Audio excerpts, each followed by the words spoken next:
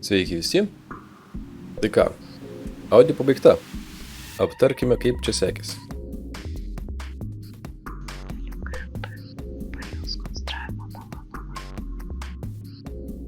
Taigi, imam nuo pat pradžių.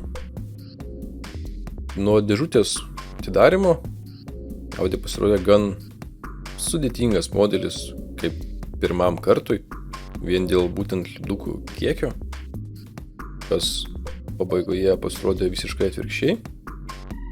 Mes šiai Audi buvome nupirkę papildomas dekolės dar anglies pluošto, taip pat ir metalus, kas iš tikrųjų šiek tiek pagyvina modelį. Nesu tikras, ar čia reiktų labai jais džiaugtis, nes jų matosi gan nedaug, tačiau dėjimo būtent procesas man buvo įdomesnis su jais. Toliau, apžiūrint detalės, šitas automobilis reikalavo iš tikrųjų gan nemažai detalių apdirbimo. Daugumą liejinių reikėjo šiek tiek apsišveist, bet tai paprastai pasitaiko su visais modeliais. Bet tų detalių sutikimas į vietas buvo geras. Negaliu skųstis, tikrai detalės suėjo į savo vietas gan lengvai ir gan tiksliai. Na, toliau mes darėme video apie dažymą. Tai dažymo čia iš esmės buvo labai nedaug.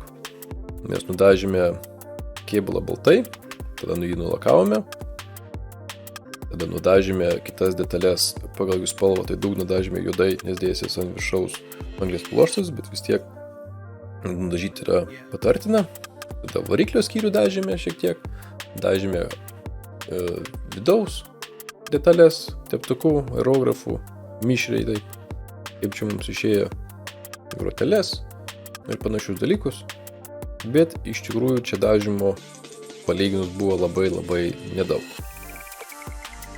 Ir jis buvo gan paprastas. Iš tikrųjų, taip žiūrint, nereikalavo jokių gerų įrankių, jokių aerografų jam dažyti. Viską buvo galima padaryti ir pasiekti iš esmės tokio pačio rezultato, turint tik tais balionėlius ir teptuką. Na, toliau aš pradėjau žaisti su papildais, tai su metalais, gemštis senas plastiko vietas ir darytis jas būsimiem metalam.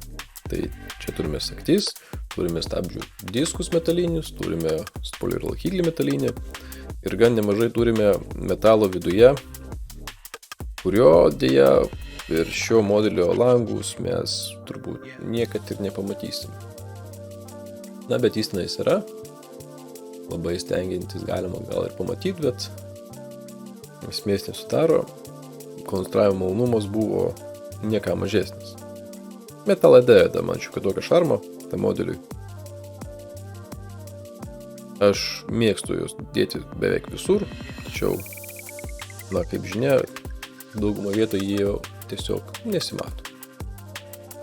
Toliau ėjo prie lipdukų. Na ir su lipdukais čia jau prasidėjo visas smagumas su šiuo modeliu. Man turbūt buvo pats maloniausias etapas, nes visą modelį klijuot lipdukais dar neteko ir šis modelis užklijuotas lipdukais patapo žymiai gražesnis.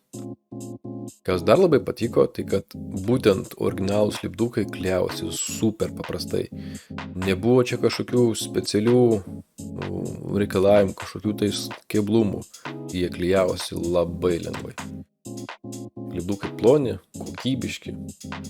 Galiu rekomenduoti būtent šio modelio lipdukus, tai Nunu. Iš papildų pirkome taip pat ir karbono lipdukus, taip pat Nunu pirkome Studio 27 lipdukus.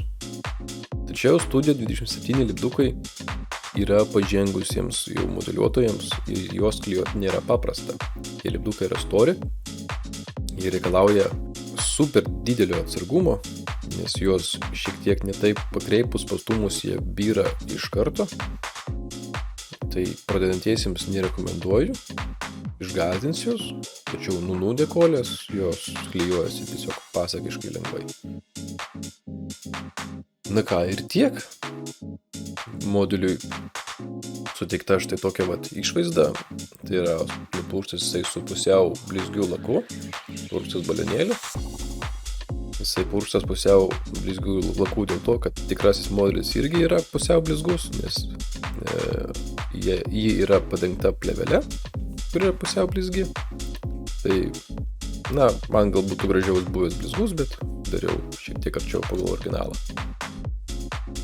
Apie vadinamą detail upą arba papildomų tų detalių dar didesnį detalizavimą, kaip laidų dėjimą ir panašiai, aš čia nešnekėjau ir manau, kad šitai paliksiu kitam video, gal apie kitą projektą, kur gal šiek tiek pačiupinėsimės ir sendinimą, gal pasiimsim kokią nors karinę techniką, kur jau reikalauja mūsų modelį pamurzinti.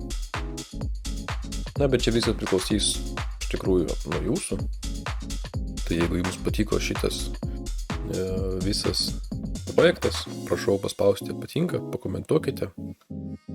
Ir turbūt gal susitiksime prie kitų projektų. O savo audį padėsiu aš pas modeliukus parduotuvėje, bus galima apžiūrėti. Tai var tiek. Iki ir sėkmės jums.